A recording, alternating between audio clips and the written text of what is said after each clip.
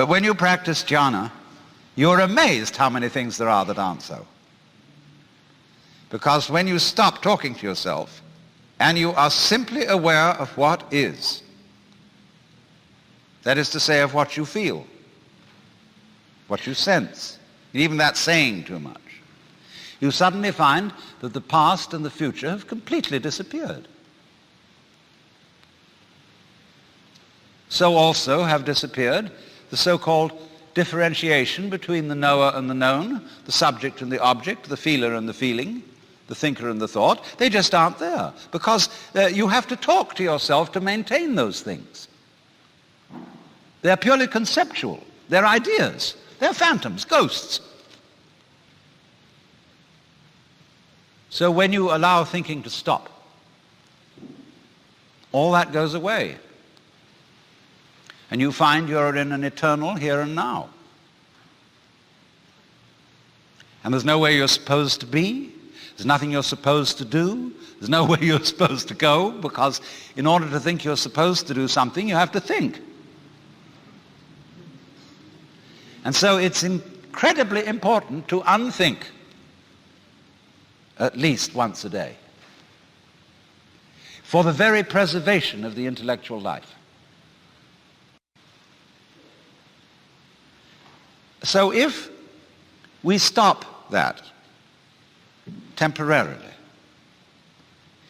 and get our mind clear of thoughts,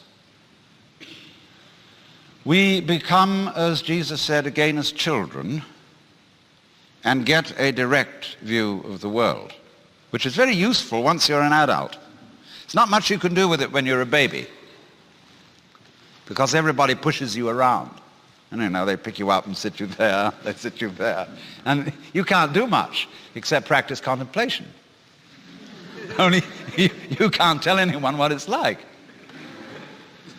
But when, as an adult, you can recapture the baby's point of view, you will know what all child psychologists have always wanted to know, how it is that a baby feels. And the baby, according to Freud at least, has the oceanic experience. That is to say, a feeling of complete inseparability from what's going on.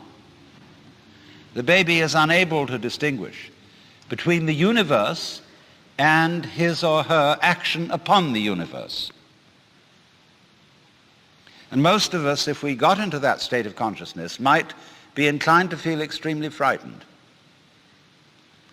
and beginning to ask, who's in charge? I mean, who controls what happens next? We would ask that because we are used to the idea that the process of nature consists of controllers and controlees, things that do and things that are done to. This is purely mythological. So many spiritual teachers and gurus will look at their disciples and say, I am God. I have realized. See? But the important thing is that you are. Whether I am or not is of no consequence to you whatsoever. I could get up and say, I have realized. I put on a turban and yellow robe and whatever.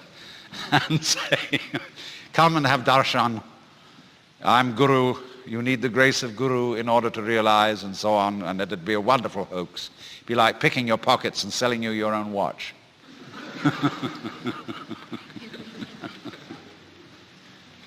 But the point is, you are. And what are we saying when we say that? We're obviously saying something very important.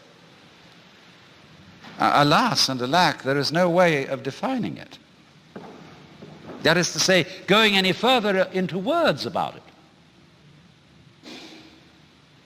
See, when a philosopher hears such a statement as tattvamasi, you are it, or there is only the eternal now, the philosopher says, yes, I don't see why you're so excited about it. What do you mean by that?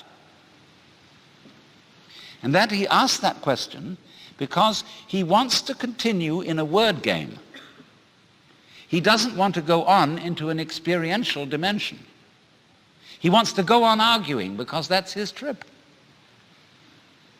And all these great mystical statements mean nothing whatsoever.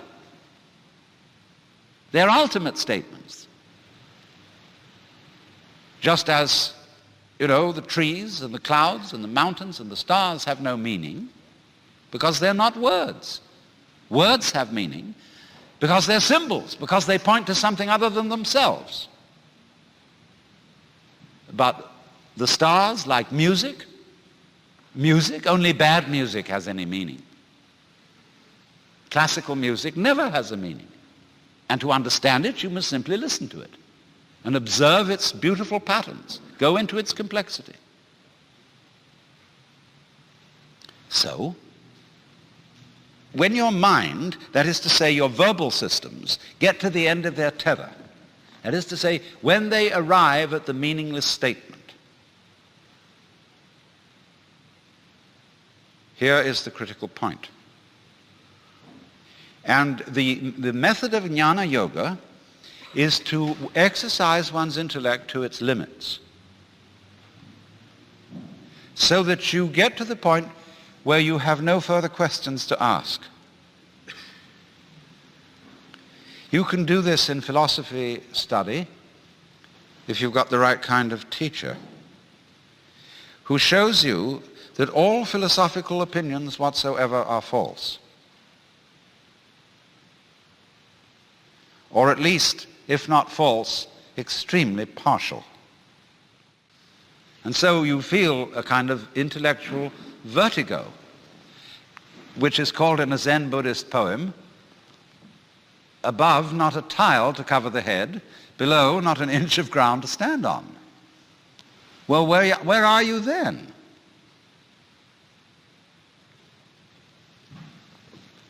Well, of course you always were. You've discovered you're it. And that's very uncomfortable because you can't grab it. See here, I've discovered that whatever it is that I am, and that's not something inside my head, it is just as much out there as it is in here, but whatever it is, I cannot get hold of it. Well, that gives you the heebie-jeebies. You get butterflies in the stomach, anxiety, traumas, and all kinds of things.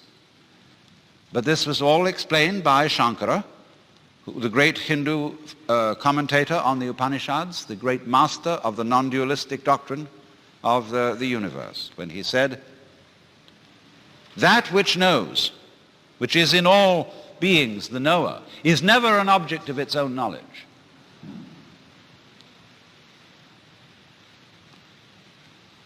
So therefore, to everyone who is in quest of the supreme kick, the great experience, the vision of God, whatever you want to call it, liberation. When you think that you're not it, any old guru can sell you on a method to find it. And that may not be a bad thing for him to do. Because, as Blake said, a fool who persists in his folly will become wise. And a clever guru is a person who leads you on. Yeah, kitty, kitty, kitty, kitty, kitty. I've got something very good to show you. Yeah. You just wait. Oh, but you've got to go through a lot of stages yet. You say, can I get that? Oh, I want to get that.